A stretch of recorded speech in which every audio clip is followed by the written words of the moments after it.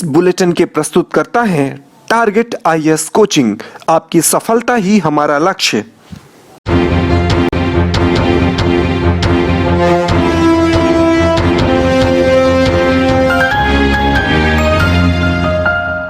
नमस्कार, आप देख रहे हैं रीवा दर्शन। मैं सचेता बघेल आपके साथ। आइए जान लेते हैं क्या है आज की प्रमुख खबरें। कोरोना वायरस के बढ़ते प्रकोप को कम करने की दिशा में नगर निगम कर्मचारियों द्वारा मास्क लगाए जाने सहित नियमों का उल्लंघन करने वालों पर की गई कार्यवाही। Rewa collector doctor Ilaiyaraaja T के निर्देशन पर कोरोना कर्फ्यू का उल्लंघन करने पर औसम ड्रेसेस पर तहसीलदार द्वारा की गई चालानी कार्यवाही। करहिया सब्जी मंडी में लोगों की उमड़ रही है भीड़, जमकर उड़ाई जा रही है कोरोना कर्फ्यू के नियमों की धज्जियां। सड़क में बह रहा है हजारों लीटर मीठा पानी, जिम्मेदार नहीं दे रहे ध्यान और तेउथर में मिली एक युवती की अधजली लाश। आइए जान लेते हैं इन खबरों को विस्तार से।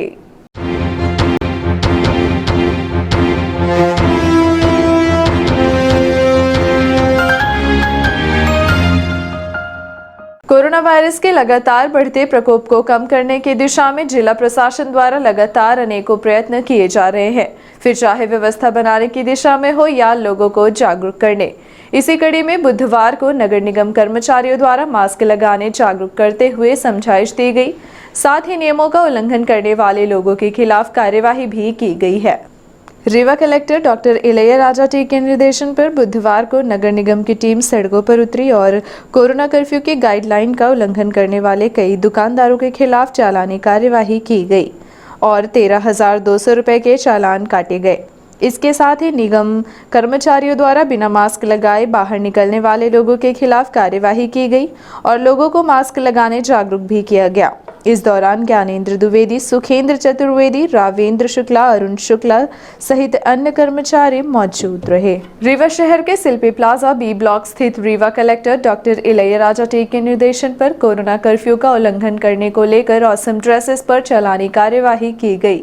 दुकान खुली पाए जाने के बाद तहसीलदार द्वारा कार्यवाही करते हुए 5,000 रुपए का चालान भी काटा गया है। शासन प्रशासन द्वारा लगातार सख्ती बरतने के बाद भी कुछ व्यापारी कोरोना कर्फ्यू का उल्लंघन करते देखे जा रहे हैं, जिनके खिलाफ प्रशासन पूरी सख्ती से कार्यवाही कर रहा है।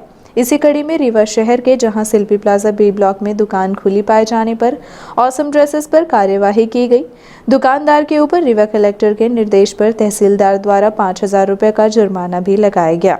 आपको बता दें कि औसम ड्रेसेस की दुकान के मालिक द्वारा कपड़े का व्यापार किया जा रहा था।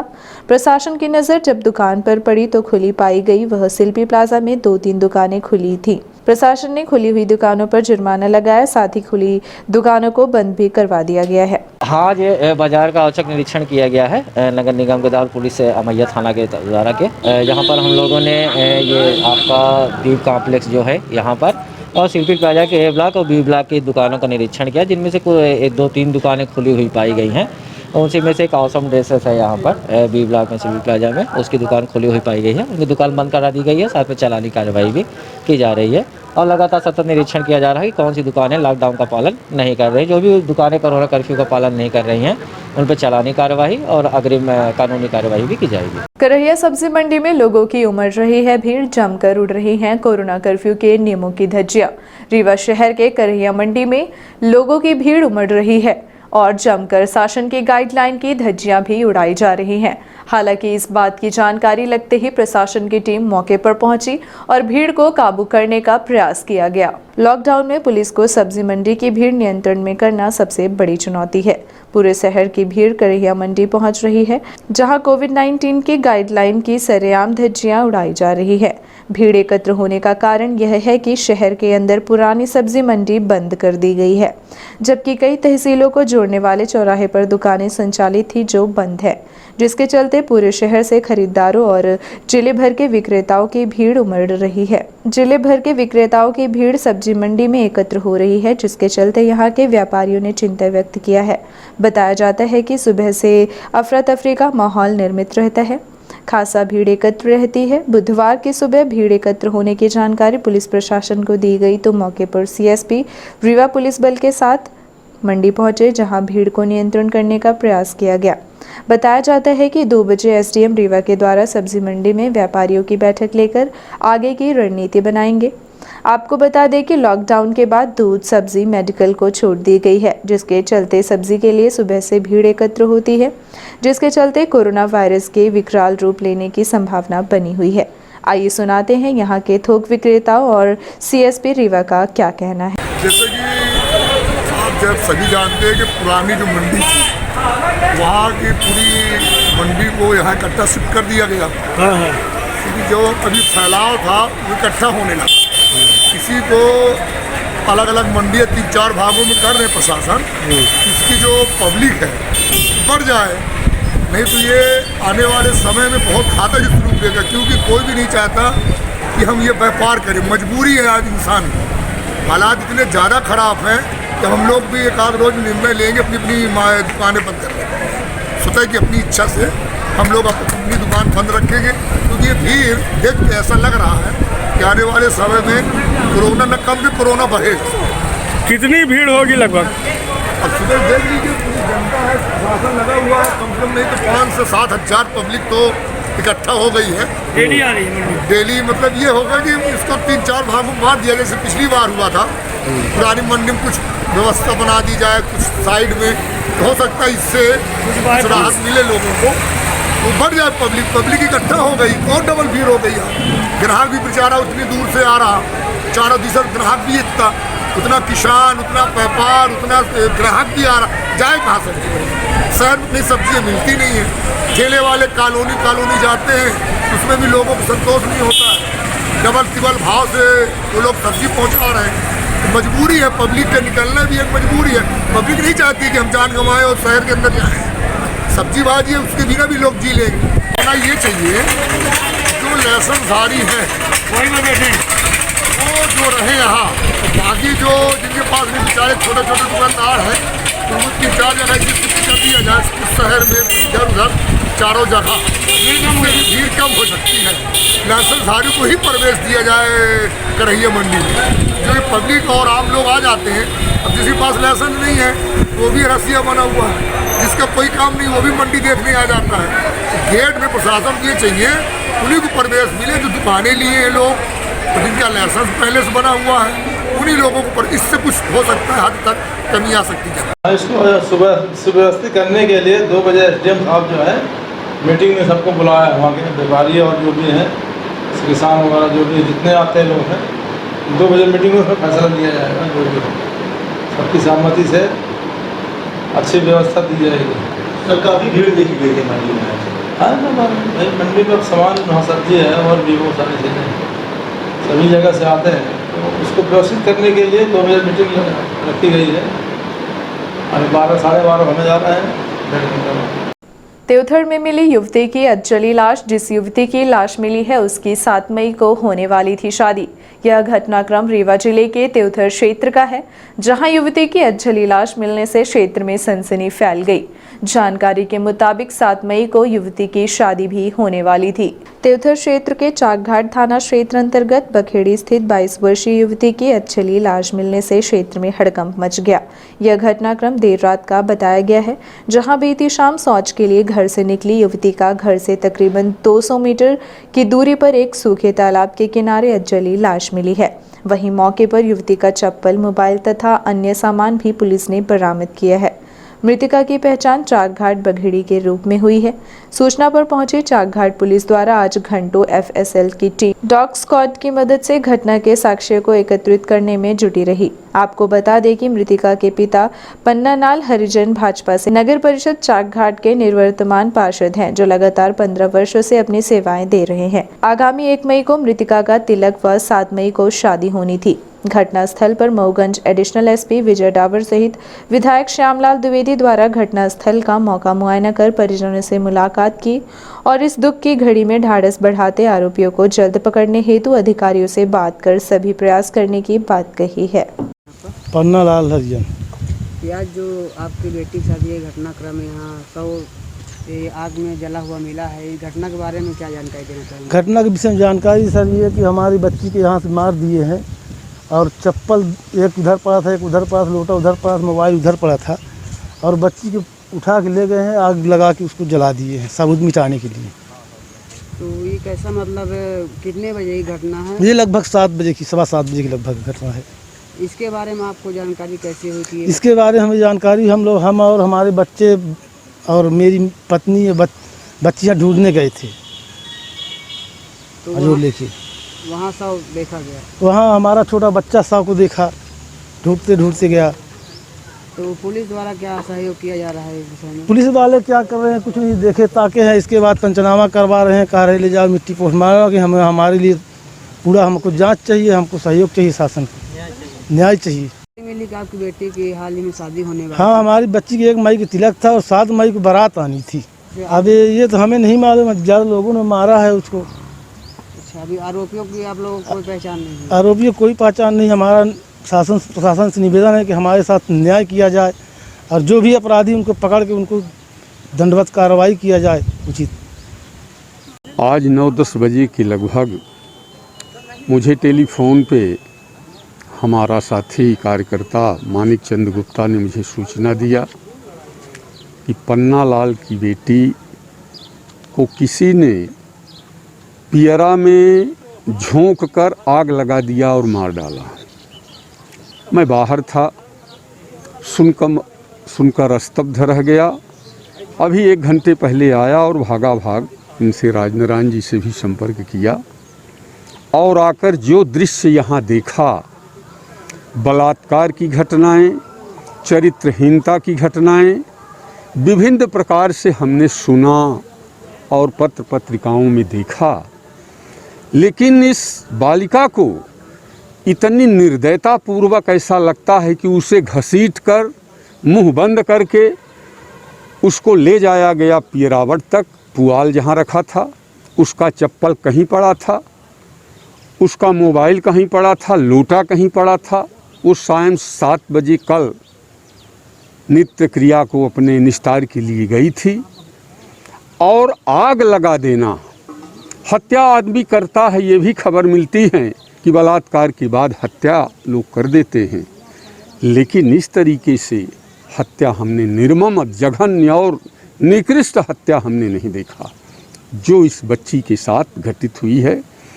मैं उसके पिता पन्नालाल से, उसके भाई से, गांव के सभी लोगों से मैं मिला, पुलिस बल से मिला।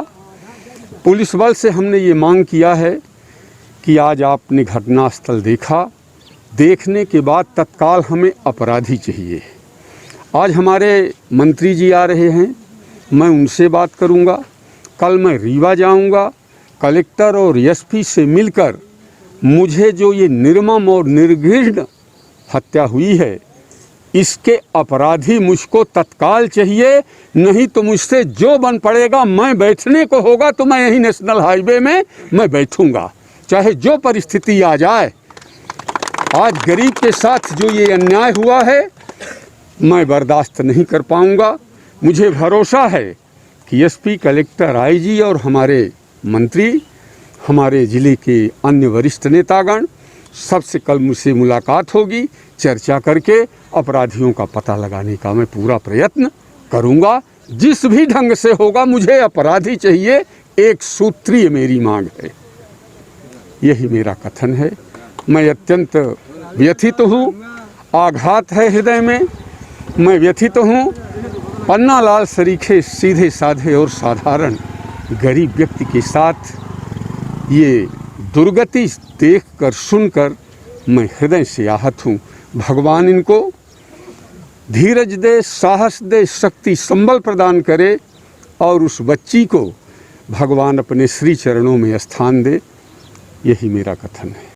देखिए, प्रथम दृष्टया जो बात सामने आई है उसमें चाकघाट थाना अंतर्गत ग्राम बघेड़ी में मृतिका तारा की लाश मिली है और प्रथम दृष्टया जो अभी तक तथ्य सामने है उसमें ये पता चला है कि मृतिका कल शाम को 7 बजे के लगभग सोच के लिए घर से निकली थी और उसी दौरान वो जब वापस नहीं लौटी तो उसके परिजनों ने उसको तलाशना शुरू किया।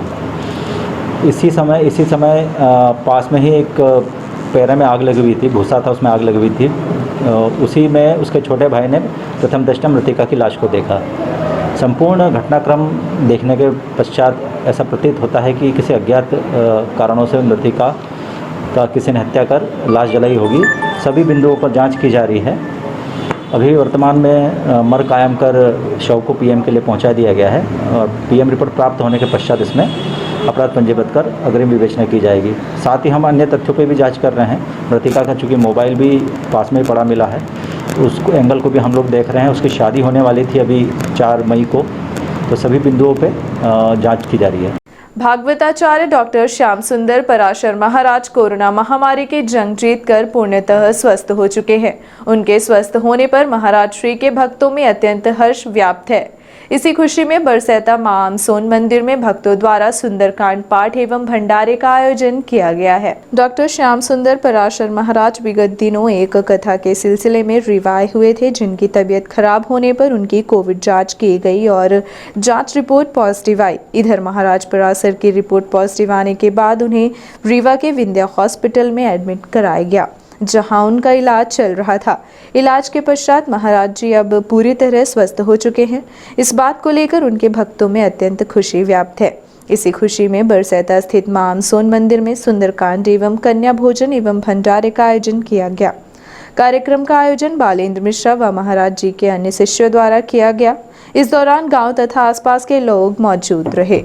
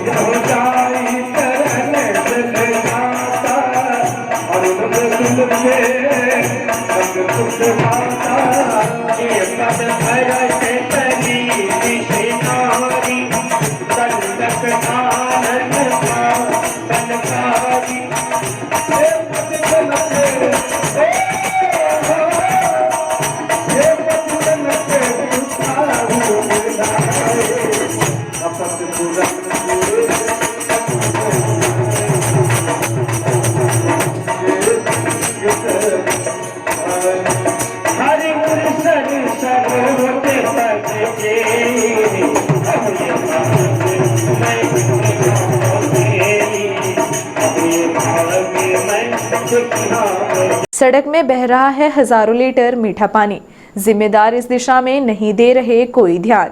गर्मी का मौसम और पानी की किल्लत, ऊपर से कोरोना वायरस का कहर, यह तीनों मुसीबत वार्ड वासियों के लिए आफत बनी हुई है। इसके बाद लोगों के सामने पानी की भी मुसीबत देखी जा रही है, जिसके चलते लोगों की समस्याएं और बढ़ गई हैं। आपको बता दें कि कोरोना वायरस से तो जिलेवासी लड़ ही रहे हैं, साथ ही पानी की किल्लत बिजली विभाग की लापरवाही के चलते उत्पन्न हो गई है। बताया जाता है कि मीठे पानी की सप्लाई लाइन को तोड़कर बिजली विभाग द्वारा खंभे खड़े कर दिए गए, जिसके चलते मीठा पानी घरों में ना जाकर सड़कों में फैल रहा है। यह हाल छोटी पुल के पद्मधर कॉलोनी का है, जहां कई दिनों से मीठा पानी सड़कों में बह रहा है, जबकि घरों में नल हवा उगल रहे हैं। प्रतिदिन हजारों गैलन पानी सड़कों में बहकर व्यर्थ हो रहा है, जबकि हजारों परिवार मीठे पानी के लिए परेशान हो रहे हैं। बताया जाता है कि मॉडल सड़क निर्माण के दौरान बीच सड़क में खड़े खंभों को विस्थापित किया गया है, जिसके चलते बिजली विभाग के अधिकारियों ने पाइपलाइन को तोड़कर बिजली के खंभे खड़े कर दिए हैं, जिसके चलते वार्ड वासियों को वर्षों से धूल खानी पड़ गई थी, वहीं अब पीने के लिए पानी को मोहताज होना पड़ रहा है। आइए सुनाते हैं वार्ड वासियों का क्या कहना है। आपका नल आया कि नहीं आया? नहीं आया। यहाँ पे आपका छोड़ दिए, यहाँ पानी है, इलेक्ट्रिसिटी कार्ड नल नहीं आया। सड़क में पानी भरा हुआ पूरा? हाँ, राजपूत कर सर्विस के सामने पाइप फूटी हुई है, इस कारण पानी नहीं आया। उसमें खंभा गाड़ दिए हैं? अब खंभा हाँ गाड़े तो हैं, लेकिन अब पानी तो यहाँ नहीं आ रहा है, कुछ भी कर रहे हैं। कौन सा मोहल्ला है ये?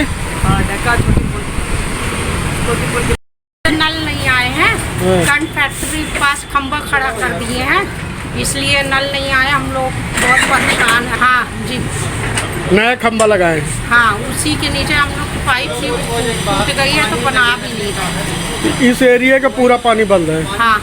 कोरोना संक्रमण से बचाव को लेकर तमाम सावधानी बरतने Rewa collector doctor Ilaiya Raja T ने लोगों से की appeal. Collector doctor Ilaiya Raja T ने आम जनता से कोरोना संक्रमण से बचाव के लिए सावधानी बरतने की अपील की है। कलेक्टर ने कहा है कि आमजन बहुत अधिक आवश्यक कार्य होने पर ही घर से निकले। घर से बाहर निकलते समय अच्छे किस्म के मास्क का अनिवार्य रूप से उपयोग करें। निश्चित अंतराल के बाद साबुन से हाथ धोते रहें। सैनिटाइजर का उपयोग करें। भीड़ भाड़ वाले स्थानों में जाने से बचें। यदि परिवार के किसी भी सदस्य में सर्दी, खांसी, भूख न लगने, स्वाद एवं गंध का अनुभव न होने, सिर दर्द एवं लगातार बुखार के लक्षण दिखाई दे तो उसे परिवार अन्य व्यक्तियों के संपर्क में न आने दे। फीवर क्लिनिक में जाकर कोरोना की जांच कराएं। साथ ही पीड़ित का बुखार उतारने के लिए पैरासीटामोल गोली दें। उन्हें एंटीबायोटिक गोली तथा मल्टीविटामिन दें। कोरोना का टेस्ट पॉजिटिव आने पर घबराए नहीं। लगभग 90% लोगों में सामान्य संक्रमण के लक्षण होते हैं जो होम आइसोलेशन में उपचार से पूरी तरह ठीक हो जाते हैं। होम आइसोलेशन में उपचार कराने वाले को भी निःशुल्क दवाएं दी जा रही है। हर व्यक्ति जागरूक होकर कोरोना से बचाव में सहयोग करे। सबके सहयोग से ही कोरोना से लड़ी जा रही जंग हम जीत पाएंगे। थमने का नाम नहीं ले रहा कोरोना का कहर। बुधवार को फिर जिले में पाए गए 343 संक्रमित मरीज। तमाम पाबंदियों और कोरोना कर्फ्यू के बाद भी संक्रमण का खतरा कम होने का नाम नहीं ले रहा है, जिसके चलते शासन प्रशासन व स्वास्थ्य महकमे में हड़कंप मचा हुआ है। जिस तेजी से संक्रमण बढ़ता जा रहा है वह अत्यंत चिंता का विषय है। वहीं हॉस्पिटल में ना तो मरीज को बेड उपलब्ध हो पा रहा है, ना ही ऑक्सीजन व वेंटिलेटर मिल पा रहे हैं, जिसकी वजह से मरीज व उनके परिवार दर बदर भटकने को मजबूर हो रहे हैं। अगर यही हाल रहा तो आने वाले समय में हालात और मुश्किल हो जाएंगे। रीवा से लेकर दूर दूर तक वेंटिलेटर बेड उपलब्ध नहीं है, जिसकी वजह से गंभीर मरीजों को अनेकों समस्याएं झेलनी पड़ रही हैं। बुधवार को स्वास्थ्य विभाग से आई रिपोर्ट के मुताबिक रीवा में 1427 लोगों की जांच की गई, जिसमें 343 मरीज पॉजिटिव पाए गए हैं। यह आंकड़ा कम होने का नाम नहीं ले रहा है, जो अत्यंत चिंता का विषय है। हम अगर नजर डालें बुधवार को आए आंकड़े पर तो रीवा शहर में 186 संक्रमित मरीज पाए गए हैं। इसके अलावा ग्रामीण क्षेत्र की बात करें तो गोविंदगढ़ में 15, नई गढ़ी में 2, गंगेव में 9, रायपुर करछलियान में 18 तथा मऊगंज में 6 संक्रमित मिले हैं। इसके अलावा हनुमना में 14, जवा में 16 और सिरमौर में रीवा के बाद सबसे अधिक 48 लोग संक्रमित मिले हैं। अगर यह आंकड़ा नहीं रुका तो आगे हालात मुश्किल हो जाएंगे। डीपी सिंह के निधन से कांग्रेस पार्टी के अलावा जिले भर में शोक की लहर छा गई है। उनके दुखद निधन पर कांग्रेस पार्टी के अलावा अन्य राजनीतिक पार्टी के नेताओं ने गहरा शोक व्यक्त किया है। जानकारी के मुताबिक श्री सिंह कुछ दिनों से बीमार चल रहे थे, जिनका बुधवार को इलाज के दौरान दुखद निधन हो गया। घर से लापता हुई किशोरी का पता बताने वाले को 10,000 रुपए का इनाम। विगत 17 अप्रैल की सुबह 4 बजे अचानक किशोरी घर से लापता बताई गई है। ऊंचाई 5 फीट 3 इंच बताई जा रही है। युवती सफेद रंग की सलवार और स्लेटी कलर का टी शर्ट पहनकर घर से निकली है। परिजनों के मुताबिक घर से लापता युवती का रंग गेहुआ, ऊंचाई 5 फीट 3 इंच बताई जा रही है, जो रीवा शहर के सिटी कोतवाली थाना क्षेत्र अंतर्गत रानी तालाब भैरव मार्ग बिछिया की रहने वाली है, जिसकी उम्र 23 वर्ष है। युवती के पिता का नाम गंगा सोंधिया है। लापता युवती के पिता द्वारा युवती का पता बताने वाले लोगों को 10,000 रुपए का इनाम घोषित किया गया है। साथ ही युवती के गुम होने की शिकायत परिजनों द्वारा थाने में दर्ज कराई गई है। ऑक्सीजन उत्पादन के मामले में रीवा जिले को आत्मनिर्भर बनाने किया गया विचार विमर्श। पूर्व मंत्री श्री शुक्ल ने वरिष्ठ प्रशासनिक अधिकारियों के साथ की अहम बैठक। पूर्व मंत्री व रीवा विधायक राजेंद्र शुक्ल ने मरीजों को ऑक्सीजन की आवश्यकता सुनिश्चित कराने एवं भविष्य में ऑक्सीजन की आवश्यकता पर विचार विमर्श करने वरिष्ठ प्रशासनिक अधिकारियों के साथ बैठक की। बैठक राजनिवास में आयोजित हुई, जिसमें रीवा संभाग के प्रभारी commissioner Anil Suchari, collector doctor Ilaiya Raja T, सामाजिक संस्थाओं के प्रतिनिधि, उद्योगपति तथा अन्य संबंधित अधिकारी उपस्थित रहे। बैठक में तय किया गया कि वर्तमान में जिले के विभिन्न अस्पतालों में ऑक्सीजन की आवश्यकता एवं मरीजों की बढ़ती संख्या को देखते हुए ऑक्सीजन उत्पादन के मामले में रीवा जिले को शीघ्र ही आत्मनिर्भर बनाना अत्यंत आवश्यक है। अन्यथा आने वाले समय में ऑक्सीजन की आवश्यकता के अनुपात में बाहर से आपूर्ति संभव नहीं हो पाएगी। स्थिति को देखते हुए बैठक में यह तय किया गया है कि संजय गांधी चिकित्सालय परिसर में ऑक्सीजन उत्पादन के लिए एक प्लांट तत्काल लगाया जाना आवश्यक है। यह 90 लाख रुपए की लागत का एक प्लांट स्थापित किया जाएगा। इसे 1 सप्ताह के भीतर प्रारंभ कर दिया जाएगा। इस प्लांट की स्थापना के लिए प्रारंभिक रूप में BTL रीवा ने 15 lakh, Goyal construction private limited ने 10 लाख, रविशंकर पांडे ने 10 लाख, पाथ हाईवे ने 10 लाख, समधड़िया ग्रुप ने 10 लाख रुपए सहायता राशि प्रदान करने का आश्वासन दिया है।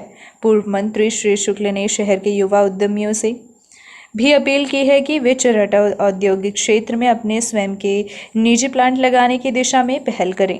शासन एवं जिला प्रशासन द्वारा उन्हें प्लांट लगाने हर संभव सहयोग प्रदान किया जाएगा। इस प्रस्ताव पर विजय कुमार मिश्रा एवं क्लासिक इंफ्रास्ट्रक्चर ग्रुप ने 90 लाख रुपए का निवेश पार्टनरशिप में करते हुए प्लांट लगाने की अपनी सहमति प्रदान की।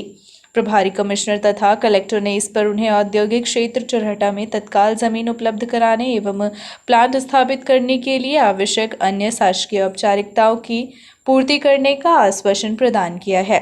बैठक में पूर्व मंत्री श्री शुक्ल ने 90 लाख रुपए की लागत के दोनों ऑक्सीजन प्लांट संजय गांधी चिकित्सालय परिसर एवं औद्योगिक क्षेत्र चरहटा में क्रमशः 1 एवं 2 सप्ताह के भीतर प्रारंभ करने को कहा। बैठक में श्री शुक्ल ने कहा कि हम सभी मिलकर प्रयास कर रहे हैं कि निजी निवेश एवं उद्योगपतियों के CSR मद से तैयार किए जाने वाले दोनों ऑक्सीजन प्लांट शीघ्र ऑक्सीजन न प्रारंभ कर देंगे।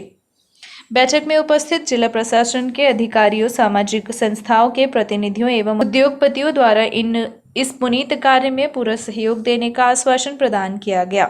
श्री शुक्ल ने सामाजिक संस्थाओं से आह्वान किया है कि वे आमजन को जागरूकता एवं भयमुक्त वातावरण निर्मित कर कोरोना के सामान्य संक्रमण की दशा में उचित आयुर्वेदिक एवं एलोपैथिक उपचार घर पर ही प्रारंभ करने के लिए प्रेरित करें।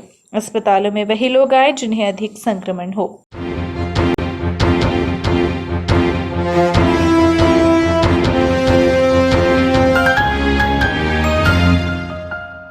अब चलने से पहले आइए नजर डालते हैं आज की प्रमुख खबरों पर एक बार फिर। कोरोना वायरस के बढ़ते प्रकोप को कम करने की दिशा में नगर निगम कर्मचारियों द्वारा मास्क लगाए जाने सहित नियमों का उल्लंघन करने वालों पर की गई कार्यवाही। Rewa collector doctor Ilaiya Raja T के निर्देशन पर कोरोना कर्फ्यू का उल्लंघन करने पर औसम ड्रेसेस पर तहसीलदार द्वारा की गई चालानी कार्यवाही। करहिया सब्जी मंडी में लोगों की उमड़ रही है भीड़, जमकर उड़ाई जा रही है कोरोना कर्फ्यू के नियमों की धज्जियां। सड़क में बह रहा है हजारों लीटर मीठा पानी, जिम्मेदार नहीं दे रहे ध्यान और तेउथर में मिली एक युवती की अधजली लाश। ये थी आज की प्रमुख खबरें। आगे की खबरों के लिए बने रहे रीवा दर्शन के साथ। दीजिए हमें इजाजत। नमस्कार।